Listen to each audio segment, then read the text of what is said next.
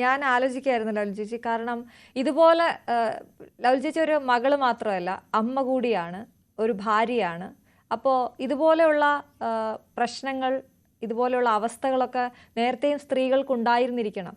അവരൊക്കെ ഭർത്താവിൻ്റെയോ മക്കളുടെയോ ഒക്കെ നിർബന്ധത്തിൽ അമ്മയെയോ അച്ഛനെയോ ഒക്കെ ഇതുപോലെയുള്ള അഗതി മന്ദിരങ്ങളിലേക്കോ ഒക്കെ മാറ്റി താമസിപ്പിച്ചിട്ടുണ്ടാവണം. ഒഴിവാക്കി കാണണം. അല്ലെങ്കിൽ അവരുടെ കൂടെ ചേർന്ന് നിന്ന് വഴക്ക് പറഞ്ഞിട്ടോ മർദ്ദിച്ചിട്ടോ ഒക്കെ ഉണ്ടാകാം. നമ്മൾ പല വാർത്തകളും കാണുന്നതാണ്. പക്ഷെ അവിടെയൊക്കെ എനിക്ക് എൻ്റെ മക്കളോ ഭർത്താവോ അല്ല വലുത് എന്നൊരു തീരുമാനം എടുത്തല്ലോ. അതിലേക്ക് എത്താൻ അത് എല്ലാവർക്കും പറ്റുന്ന കാര്യമല്ല. നമ്മളെപ്പോഴും പ്രസൻറ്റിനെ കുറിച്ചാണ്, പാസ്റ്റിനെ കുറിച്ച് ചിന്തിക്കാറ് കുറവാണ്. എങ്ങനെയാണ് ആ തീരുമാനത്തിലേക്ക് എത്തിയത്? തീരുമാനത്തിലെത്തിയ എന്റെ അമ്മ എന്റെ ഓർമ്മ വെച്ച കാലം മുതൽ കഷ്ടപ്പെടുന്ന ഒരു അമ്മ. അമ്മ പശു, ആട്, ഇതൊക്കെയാണ് അമ്മയുടെ. അവരോട് സംസാരിക്കുന്ന പോലെ നമ്മളോട് സംസാരിക്കാറുള്ളൂ. കാരണം അതാണ് എല്ലാം. എനിക്ക് വേണ്ടി മാത്രം ജീവിച്ച ഒരു അമ്മയാണ്. ഞാൻ നാടകത്തിന് പോകാൻ തുടങ്ങിയപ്പോ പോയി എന്റെ 2 മക്കളായപ്പോ ആ 2 മക്കളെയും ഒന്നിനെ എളിയിലും വെച്ച്, ഒന്നിനെ കൈക്ക് തൂങ്ങി പിടിച്ച് വീട്ടിലെ എല്ലാ ജോലികളും ചെയ്ത് ഞാൻ ഉറക്കം കഴിഞ്ഞ് വരുമ്പം കുറച്ച് ഉറങ്ങിക്കോ, പോകാൻ നേരത്തെ ഞാൻ വിളിച്ചോളാം, 1 മണിക്കൂർ മുമ്പായിട്ട് കുളിച്ച് ആഹാരം കഴിച്ചിട്ട് പോയാൽ മതി. അങ്ങനെ എന്റെ മക്കളെയും എന്നെയും പൊന്നുപോലെ നോക്കി. അവർക്ക് അത് കഴിഞ്ഞൊരു ലോകമില്ല. പക്ഷെ സംസാരിക്കുമ്പോൾ വളരെ റൂളായിട്ടേ സംസാരിക്കുള്ളൂ. നമ്മളെ കാണുമ്പോൾ ചേർത്ത് പിടിക്കില്ല. അങ്ങനെയൊന്നും കരുതലൊന്നും അമ്മയ്ക്ക് അറിയില്ല.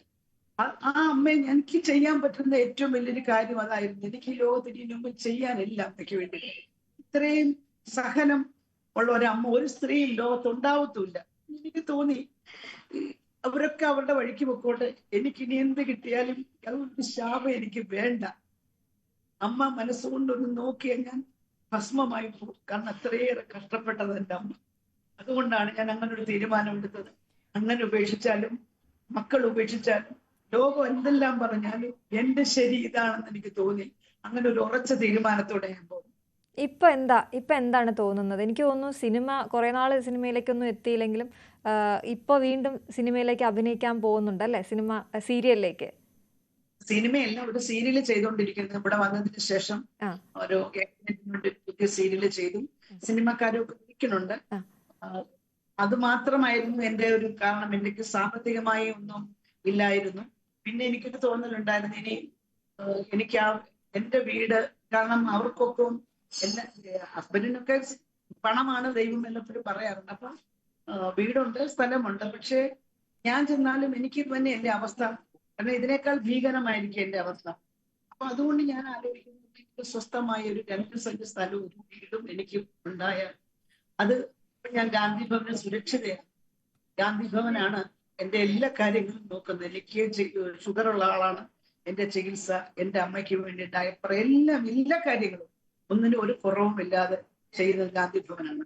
അപ്പൊ അങ്ങനെ ഒരു തീരുമാനം എന്ന് വെച്ചാൽ എങ്ങനെ കടം, കുറച്ച് ബാധ്യതകളുണ്ട്, അത് തീർത്തു കഴിഞ്ഞാൽ എവിടെങ്കിലും ഒരു ചെറിയ വീടെങ്കിലും എനിക്ക് ഉണ്ടാക്കണം. അത് ഭാവിയിൽ ഗാന്ധി ഭവൻ ഉള്ളതായിരിക്കണം. എനിക്കിനി ആരും നോക്കാനാണ്. ഞാനെല്ലാം എന്റെ മക്കള്, എന്റെ കുടുംബം, എന്റെ സ്വത്ത്, എന്റെ മക്കൾ മാത്രമാണ് എനിക്ക്. എന്റെ ദൈവം ദാനം തന്ന മക്കൾ എല്ലാം ദാനമാണ് ദൈവത്തിന്റെ.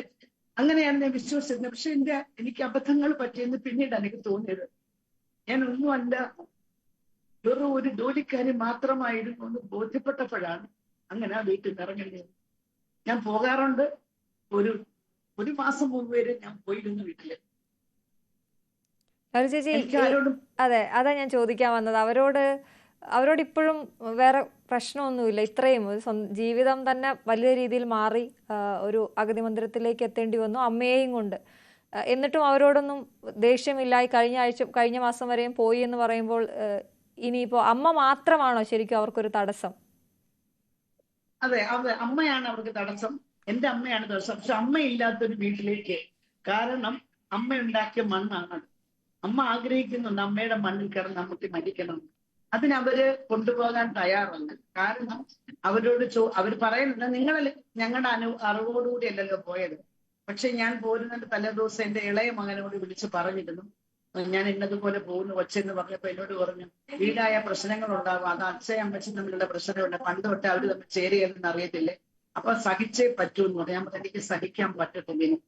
കാരണം അമ്മ ഓരോ ദിവസവും പ്രായമേറി അമ്മ വല്ലാത്തൊരവസ്ഥയിലേക്കാണ്. അപ്പൊ അമ്മയോട് ഭയങ്കര കരുതൽ കാണിക്കണം. എനിക്ക് പറ്റുന്നില്ല, അതുകൊണ്ട് ഞാൻ പോകുന്നു. എനിക്ക് കുത്തും കൊള്ളും വെച്ചുള്ള സംസാരവും ഒന്നും പറ്റത്തില്ല.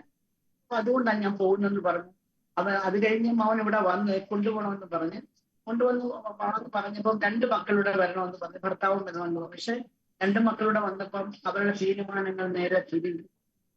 അവർക്ക് കൊണ്ടുപോകാൻ തയ്യാറല്ല, കൊണ്ടുപോകാനുള്ള സാഹചര്യമില്ല, അവർക്ക് ബാധ്യതകളുണ്ട്, കടമുണ്ട്. അതുകൊണ്ട് ഒരാളെ കൊണ്ടുപോയി നോക്കാനുള്ള സൗകര്യങ്ങൾ എല്ലാം ഒക്കെ എന്റെ മക്കൾ ഇവിടെ ഗാന്ധി ഭവനിൽ പറഞ്ഞു. അപ്പൊ ആ സ്ഥിതിക്ക് അവർക്ക് അമ്മയെ കൊണ്ടുപോകാൻ താല്പര്യമില്ല.